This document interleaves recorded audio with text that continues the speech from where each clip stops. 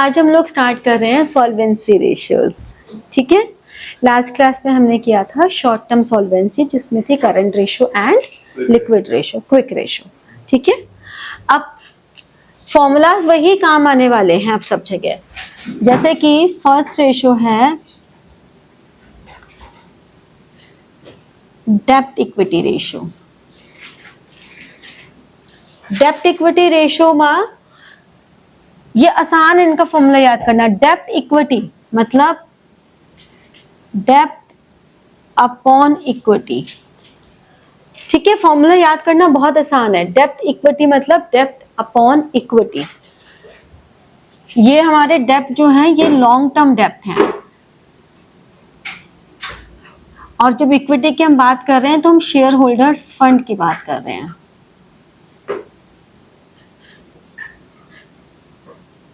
ठीक है, ये हम शेयर होल्डर्स फंड की बात कर रहे हैं। तो डेब्ट इक्विटी मींस लॉन्ग टर्म डेब्ट और शेयर होल्डर्स फंड का आपस में क्या रिलेशन है। Ideal ratio should be 2:1। Ideal ratio 2:1 होनी चाहिए, यानी कि किसी भी बिजनेस में अपने पैसे से ज्यादा हमें उसका डबल तो उधार पे लेके लगाना चाहिए। क्यों ऐसा, क्यों? कंपनीज के अंदर वो नहीं होता अनलिमिटेड लायबिलिटी। क्वेश्चन ये है कि मैंने कहा लॉन्ग टर्म डेब्ट should be twice to shareholders fund. इसका मतलब ये कह रहे हैं कि borrowed funds borrowed funds should be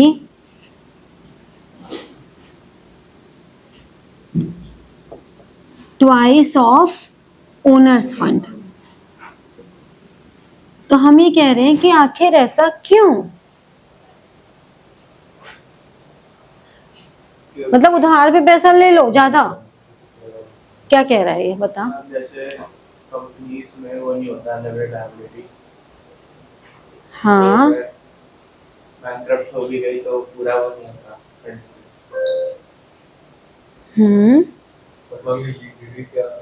allowed है। देखो, पहली बात, जब बोरोड फंड्स ले रहे हैं तो उससे हमें टैक्सेशन में बहुत हेल्प मिलती है, क्योंकि जो डिबेंचर्स पे इंटरेस्ट होता है, लॉन्ग टर्म डेब्ट, जो भी डेब्ट बोरोड फंड्स होंगे उन पे इंटरेस्ट होगा, that is a charge against profit. एक तो ये हमें बेनिफिट मिल जाता है।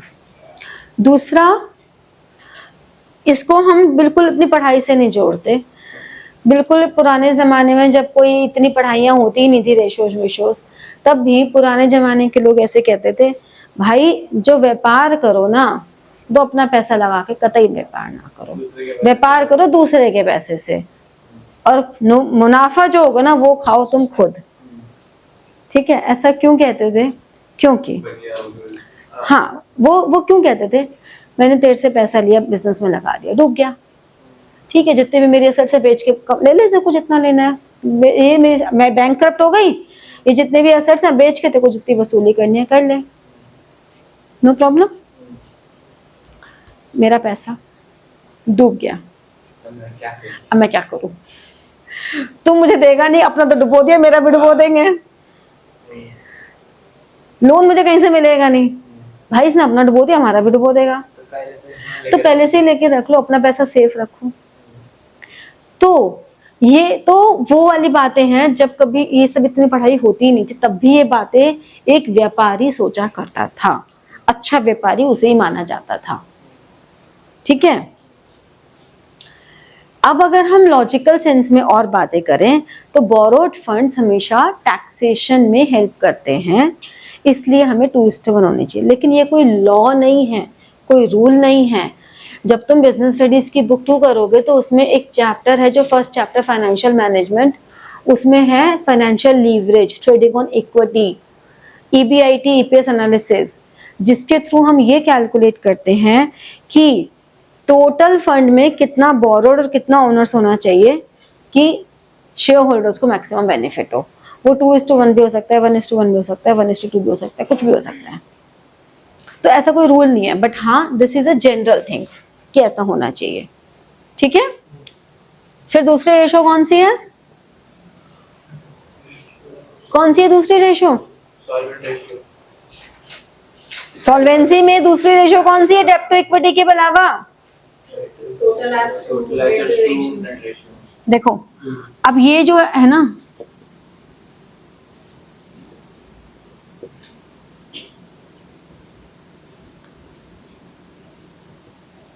टोटल एसेट्स टू डेब्ट रेशियो, इस ये जो 2 है ना, ये आपका न्यूमरेटर है और ये डिनोमिनेटर है। इस तरह से ना कोई भी दो वेरिएबल्स के बीच में रेशो निकालने को आ सकती है and that is not out of syllabus. इस बात का ध्यान रखना। कोई भी दो कंपोनेंट्स, करंट एसेट्स टू डेब्ट ratio, short term debts to long term डेब्ट ratio, share holders fund to डेब्ट रेशो, कोई भी दो वेरिएबल्स के बीच में 2 लग जाएगा तो फॉर्मूला क्या हो गया? टोटल एसेट्स अपॉन डेब्ट। तो इस बात का ध्यान रखना कि कभी भी ये मत सोचना कि तो आउट ऑफ सिलेबस हमें पूरे नंबर मिल जाएंगे। ठीक है, आउट ऑफ सिलेबस कुछ भी नहीं है। 2 लग गया तो वो कोई भी दो वेरिएबल्स की रेशो पूछी जा सकती है। ठीक है, टोटल एसेट्स टू डेब्ट रेशो। टोटल एसेट्स कैसे आएंगे? ये मैंने जो कल की क्लास में भी बताया था कि कैपिटल एम्प्लॉयड के 2 फॉर्मूले हैं। एक है shareholders fund plus long term डेब्ट, दूसरा है fixed assets plus working capital. ठीक है, अब शेयर होल्डर्स, अब इसी को मैं फिर से एक्सप्लेन कर रही हूँ आज की क्लास में कि हम इसको जरा ओपन कर लें। तो ये टोटल एसेट्स हो गए। करंट लायबिलिटीज को इधर ले आए तो share holders fund, long term debts, current liabilities हमारे शॉर्ट टर्म डेब्ट्स होते हैं। ठीक है ना, शेयरहोल्डर्स फंड प्लस टोटल, और ये टोटल एसेट्स, यानी कि share holders fund plus total debts is total assets. ठीक है, समझे? तो इस तरह से ये हमारी टोटल एसेट्स टू डेब्ट रेशियो है। ये कोई भी रेशियो आ जाए, उसमें कोई भी फिगर मिसिंग हो, हमें इसके थ्रू निकालनी है। ठीक है, नेक्स्ट रेशियो कौन सी है? प्रोप्राइटरी रेशियो, एक यही ऐसी सिंगल रेशियो है जिसको हम परसेंटेज में भी एक्सप्रेस कर सकते हैं। मतलब share holders fund upon total assets into 100 भी लिख सकते हैं, या तुमने ऐसे भी लिख दिया शेयर होल्डर्स फंड। तो ये जो आंसर आएगा, ये जो भी आएगा इस टू 1 में आ जाएगा, और ये वाला जो आंसर आएगा ये परसेंटेज में आ जाएगा। तो प्रोप्राइटरी रेशियो को हम कहेंगे share holders fund upon total assets into 100। तो देखो वही कंपोनेंट्स हैं, डेब्ट, share holders fund, total assets, वही 3 कंपोनेंट्स हैं जिनको हमने अलग अलग कॉम्बिनेशन में रख दिया है। प्रोप्राइटरी रेशियो क्या बता रही है? प्रोप्राइटरी रेशियो ये बता रही है कि हमारे जो प्रोप्राइटर्स फंड हैं, how much they are in proportion to total assets. तो ये रेशियो जितनी हाई होगी, higher the ratio,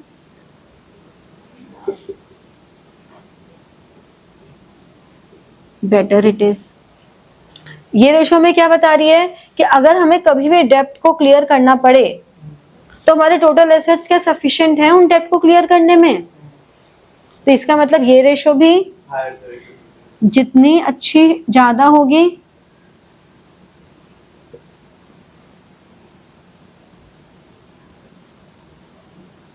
better it is. ठीक है, उसका रीजन क्या था? इसका रीजन ये था बेटा कि जितने भी हमारे लॉन्ग टर्म डेब्ट्स हैं, उन लॉन्ग टर्म डेब्ट्स को हम अगर कभी बेच देना, पेमेंट करनी पड़ गई, तो हमारे टोटल एसेट्स क्या इस काबिल हैं कि सब निकाल के भी हम डेब्ट दे देंगे। अगर ये रेशो लेस देन 1 है, less than 1, then it is dangerous, dangerous, बहुत ज्यादा फर्म के लिए। यानी कि फर्म इस लायक ही नहीं है कि कभी जरूरत पड़े तो उसके डेब्ट्स को पे कर सकें। उसके एसेट्स कम हैं तो लेस देन 1 नहीं होनी चाहिए ये, ठीक है?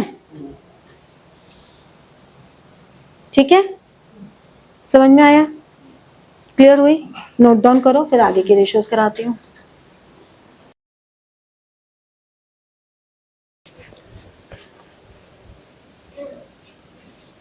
क्वेश्चन नंबर 41 देखो, 41 में क्या कह रहे हैं? 10% preference share capital, equity share capital, securities premium, reserve and surplus, loan, current assets, liabilities, investment, property plant and equipment, ठीक है, depreciation, long term and short term financial position. तो जब भी तुमसे लॉन्ग टर्म फाइनेंशियल पोजीशन की बात की जाए तो हमेशा डेब्ट टू इक्विटी रेशो पे जाना है। शॉर्ट टर्म की अगर बात की जाए तो हमेशा करंट रेशो पे जाना है। क्विक रेशो भी निकाल दोगे तो कोई दिक्कत नहीं है, इधर भी दूसरी रेशो एक और निकाल दोगे तो कोई दिक्कत नहीं है, लेकिन जो हमारा मेजर होता है वो ये दो रेशोज हैं। तो पहले हम इन दोनों पे फोकस करते हैं, ठीक है? हमें क्या क्या फिगर्स चाहिए? हमें चाहिए लॉन्ग टर्म डेब्ट, लॉन्ग टर्म डेब्ट चाहिए। लॉन्ग टर्म डेब्ट में क्या क्या आएंगे? लॉन्ग टर्म लोन्स, ये है ना, long term loans from IDBI at the rate of 9%। इस 9% का भी हमारे को कोई रोल नहीं है, तो simply long term loans from IDBI at the rate of 9%, यानी कि लॉन्ग टर्म डेब्ट्स हमारे पास आ गए 30 लाख। सेकेंड कंपोनेंट हमें चाहिए share holders fund.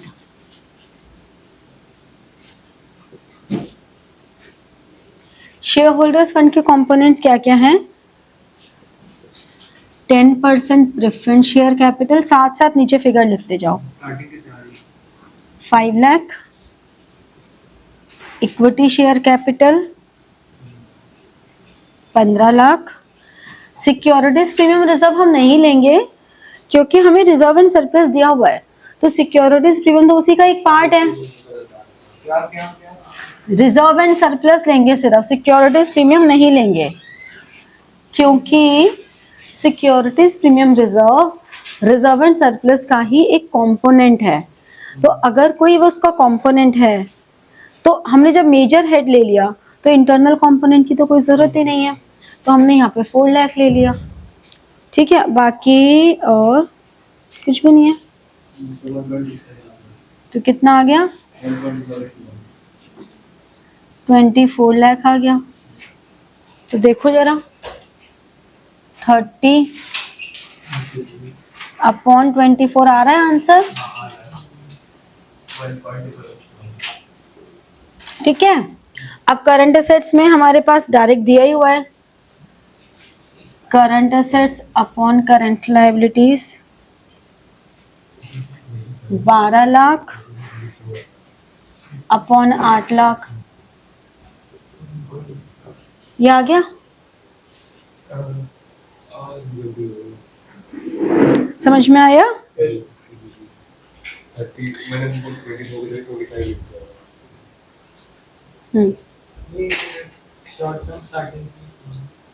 Short term में तो डायरेक्ट फिगर्स गिवन है क्वेश्चन में बेटा।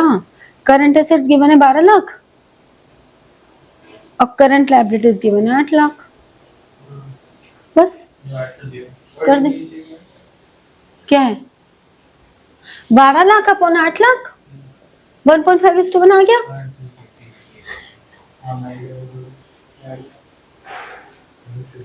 राइट जा, मैं तेरा पेपर भी चेक कर दूंगी, ये लोग की बढ़ा के ये मेरे को समझ आएगा कि नहीं आ जाएगा।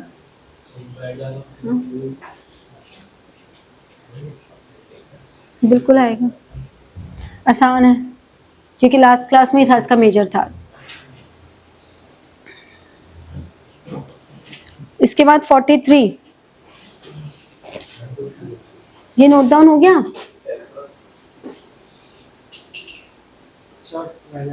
करो करो। 3 ही फॉर्मूले कराए हैं ऐश्वर्या मैंने, अभी 2 और कराने हैं, वो 3 सिंपल ही हैं, लिख ले फटाफट से।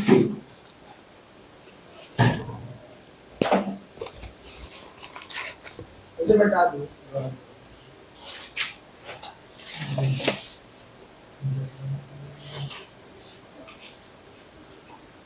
बेचारे को तो आज 2 और मिली हैं, 3 हो गई।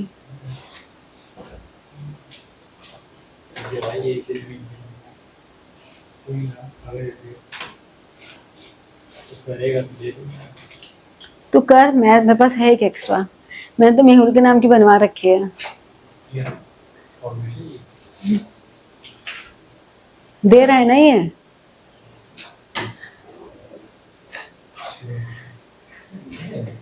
हाँ, तेरे को नहीं पता? बताया नहीं तूने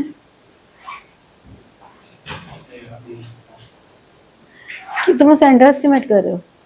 नहीं, मैं बताया नहीं बस ये। हाँ, आगे बढ़ लेते हैं। 61 में टोटल एसेट कराऊं आगे 43? मिटा दूं? ये लिख लिया क्या? सुते ही लिख लिया बेटा? ऐसे ना उस पे नहीं रहते, बैलेंस पे नहीं रहते हो। या तो हम इतना बोलेंगे या हम बिल्कुल चुप हो जाएंगे, बैलेंस नहीं मेंटेन करना आता।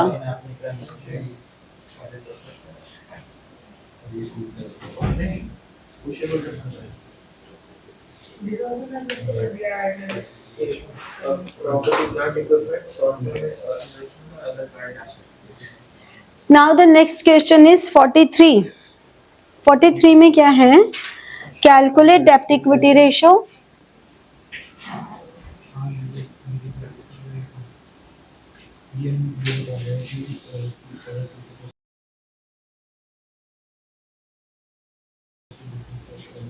डेब्ट इक्विटी रेशियो में निकालनी है।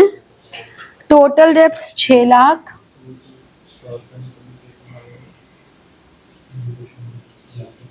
जो ये है डेट इक्विटी रेशियो, इसमें शॉर्ट टर्म डेट्स नहीं रहते क्योंकि लॉन्ग टर्म सॉल्वेंसी रेशियोज है ना। लॉन्ग टर्म सॉल्वेंसी रेशियो में शॉर्ट टर्म क्यों लेंगे? तो शॉर्ट टर्म भी होता है। देखो देखो 43 में कैपिटल एम्प्लॉयड तुम्हें टोटल डेब्ट्स तुम्हें दिए 6 लाख, करंट लायबिलिटीज तुम्हें दी हैं 2 लाख, कैपिटल एम्प्लॉयड तुम्हें दिया है 6 लाख, है ना? तो अब डेब्ट इक्विटी के लिए हमें चाहिए लॉन्ग टर्म डेब्ट अपॉन शेयर होल्डर्स फंड। अगर हम इन दोनों का डिफरेंस निकालें तो लॉन्ग टर्म डेब्ट आ जाएंगे 4 लाख। क्यों? क्योंकि total debts minus current liabilities, total debts में से करंट लायबिलिटीज माइनस कर दोगे तो तुम्हारे पास ये आ जाएंगे, लॉन्ग टर्म डेब्ट आ जाएंगे। फिर शेयर होल्डर्स फंड में capital employed is equal to shareholders fund plus long term डेब्ट। 6 लाख की कैपिटल एम्प्लॉयड है, शेयर होल्डर्स फंड हमें चाहिए, लॉन्ग टर्म डेब्ट 4 लाख हैं, तो शेयर होल्डर्स फंड कितने आ गए? 2 लाख, है ना? तो डेब्ट equity ratio 4 lakh by 2 lakh, 2:1। 61 में क्या है? From the following information calculate proprietary ratio. Proprietary ratio का फॉर्मूला क्या होता है?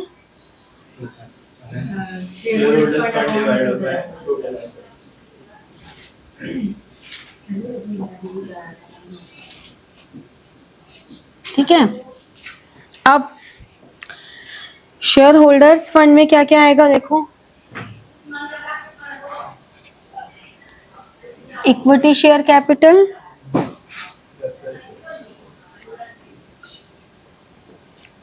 प्रेफरेंस शेयर कैपिटल,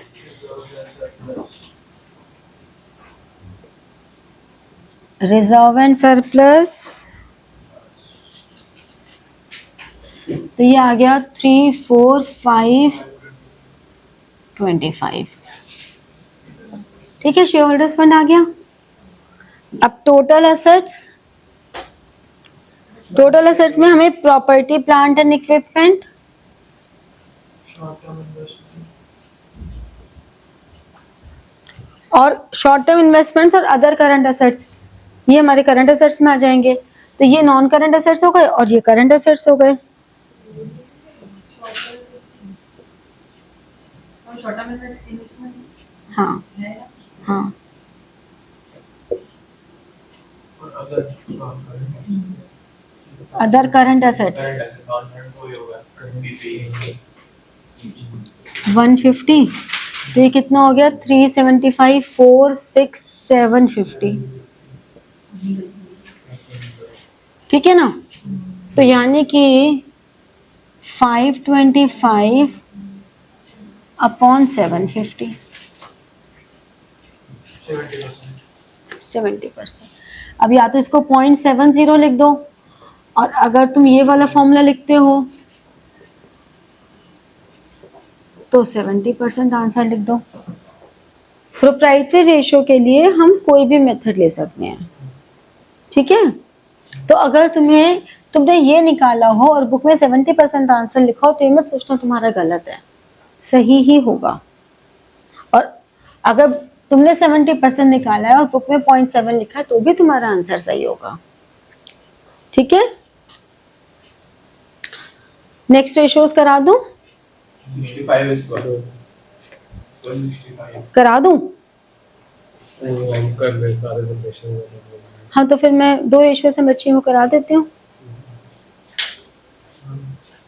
ये नोट डाउन हो गया?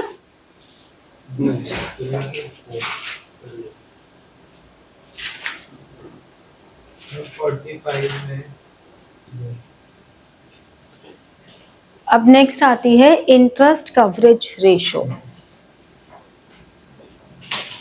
ये तुम्हारे बीएसटी के हिसाब से भी बहुत इंपॉर्टेंट है, क्योंकि इसका फॉर्मूला बीएसटी में भी है।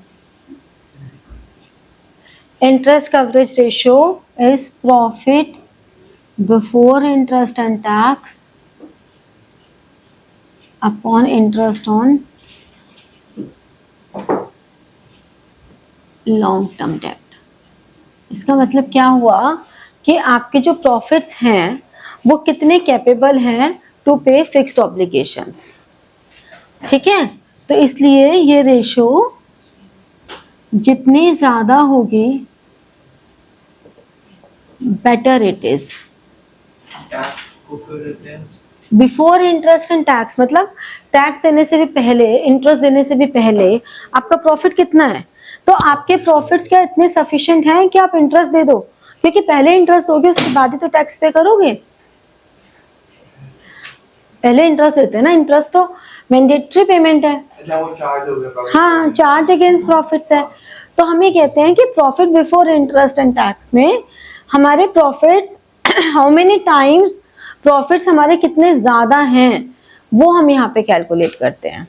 ठीक है, तो how many times profits are sufficient to pay fixed obligations, तो ये रेशो जितनी ज्यादा होगी उतना ही अच्छा होगा। ठीक है, उसमें आता है इंटीजर में। क्या? इंटीजर में आता है। हाँ, इसकी टाइम्स में वैल्यू आती है, दोनों में चलता है। अगर तुमने इसको दिस इज टू 1 कर दे तब भी कोई दिक्कत नहीं है, वो तो टाइम्स तो तब भी निकल जाता है, दोनों में चलता है। अब देखो, इसमें तुम्हें ये वाली इक्वेशन ध्यान रखनी बहुत जरूरी है। Profit before interest and tax में पहले इंटरेस्ट पे करते हो, फिर प्रॉफिट बिफोर टैक्स आता है, फिर टैक्स पे करते हो, और फिर profit after interest and tax आता है।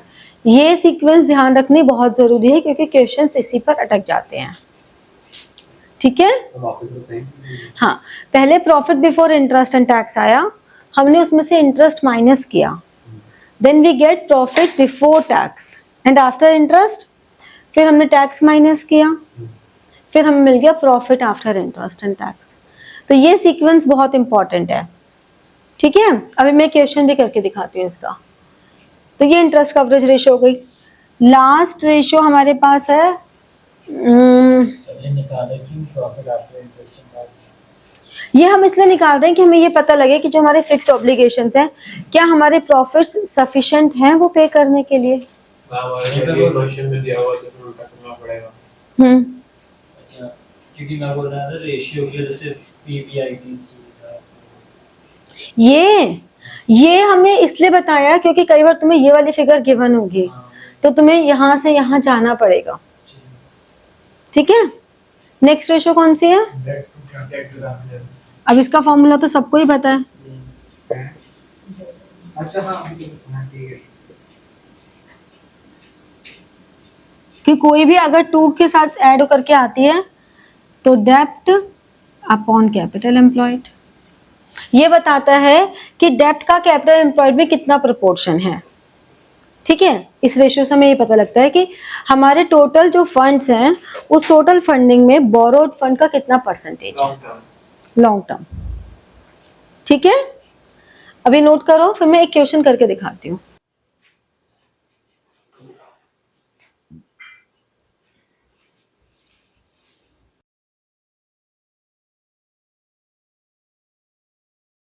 Question number 70, net profit after interest and tax. हमें profit after interest and tax दिया हुआ है 120। हमें रेट ऑफ टैक्स दिया हुआ है 40%, 15% डिबेंचर्स दिए हुए हैं 1 लाख, और 12% मॉर्गेज लोन दिया हुआ है 1 लाख। हमें निकालनी है इंटरेस्ट कवरेज रेशो। अब हमें चाहिए profit before interest and tax. तो देखो यहां पे ये 120 है, अगर रेट ऑफ टैक्स 40% है तो इसका मतलब ये वैल्यू 60% के बराबर हो गई। ध्यान से समझ लो, क्योंकि ये क्वेश्चन बोर्ड्स में इस पैटर्न का मोस्ट ऑफ द टाइम आता है, मोस्ट ऑफ द टाइम। ये क्वेश्चन भी तुम्हारा बोर्ड का आया हुआ ही क्वेश्चन है, ठीक है। तो अगर ये 60% है तो ये 40% है, तो ये 60% हो गया, तो हमारा टैक्स की वैल्यू निकल जाएगी 120 अपॉन 60 इंटू 40, 80,000 आ गई, यानी कि ये 2 लाख आ गया इन दोनों को ऐड करके, है ना, ऐड करके आ गया ना। चलो दूसरे तरीके से समझ लो, प्रॉफिट बिफोर टैक्स डायरेक्ट निकाल लेते हैं कि अगर 120 60 के बराबर है तो 100 के बराबर क्या होगा, ये लो 2 लाख। फिर profit before interest and tax हो गया profit before tax plus interest.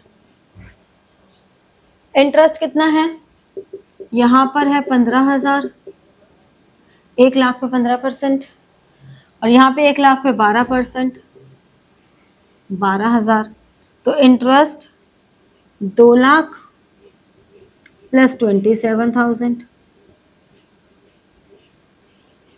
27 227 हो गया, आ गया ना 2,27,000।